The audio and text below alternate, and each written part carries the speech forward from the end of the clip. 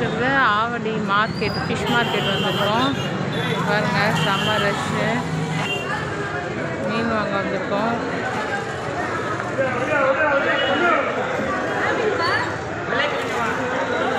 எப்படி இருக்கு பாருங்க, என்ன மீன் வாங்குறோன்னு பார்க்கலாம். பாருங்க,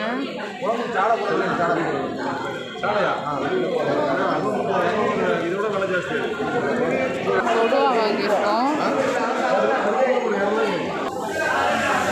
கொடுவா வாங்கியிருக்கோம் 300 ரூபா 1 கிலோ. இதை வாங்கி போட்டிருக்கோம். ரொம்ப ரஷ்ஷுனால எடுக்க முடியல வீடியோ. மத்தி 200 ரூபா, வவ்வால் வந்து 700 ரூபான்றாங்க. இன்றைக்கி வந்து கொடுவா மீன் குழம்பு எங்கள் அம்மா செய்ய ஆரம்பிச்சிட்டாங்க. இதில் வந்து எண்ணெய் ஊற்றி கடுகு வெந்தயம் போட்டு தாளிச்சிட்டு வெங்காயம் போட்டு வதக்கிட்டுருக்காங்க. இன்றைக்கி மீன் குழம்புல கத்திரிக்காய் போட்டு மீன் குழம்பு, முள்ளு கத்திரிக்காய் போட்டிருக்கோம். போட்டு இப்போ நல்லா இதை வதக்கிக்கலாம். கொடுவா மீன் தலை போட்டு குழம்பு வைக்க போகிறோம். இது வந்து வறுக்கிறதுக்கு. இப்போ இது தக்காளி வந்து பேஸ்ட் மாதிரி போட்டோம். எங்கள் பாண்டிச்சேரியில் வந்து எல்லாம் இப்படி தான் கத்திரிக்காய், முருங்கைக்காய் இதெல்லாம் போட்டு மீன் குழம்பு வைப்பாங்க. இதில் மெயினாக வந்து மாங்காய் ஆட் பண்ணுவாங்க.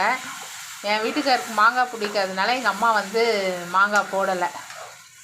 ஏன்னா அவர் வந்து புளிப்பு வந்து நிறைய சாப்பிட மாட்டார், அதுக்காக. இப்போது தக்காளி போட்டாச்சு. தக்காளி போட்டு நல்லா பிசைஞ்சிட்டு கிளறி விட்டுட்டு அதில் கொஞ்சம் கல் உப்பு போட்டாச்சு வதக்கிறதுக்கு. இதில் கொஞ்சம் மஞ்சள்தூள், மிளகாத்தூள் போட்டாச்சு. இப்போ நல்லா இதை வதக்கிட்டு உப்பு புளி போட்டுக்கலாம். புளி தண்ணி ஊற்றியாச்சு. இப்போ இது நல்லா கொதி வரணும். நான் வந்து மீன் குழம்பு சாப்பிட மாட்டேன், அதனால இதிலே நல்லா கொதித்து கத்திரிக்காய் வெந்துட்ட பிறகு மீன் போடுறதுக்கு முன்னாடி நான் குழம்பு எடுத்து வச்சுப்பேன். மீன் போட்டு இவங்க சாப்பிடுவாங்க. இப்போது மீன் போட்டாச்சு, கொதிக்குது. மீன் ஃப்ரைக்கு மீன் போட்டு ஃப்ரை பண்ணியாச்சு. ஃப்ரை பண்ண பிறகு பாருங்கள், மீன் போட்டாச்சு. நல்லா கொதிக்கணும். இது சிம்மிலே வச்சு கொதிக்க வச்சா தான் நல்லாயிருக்கும்.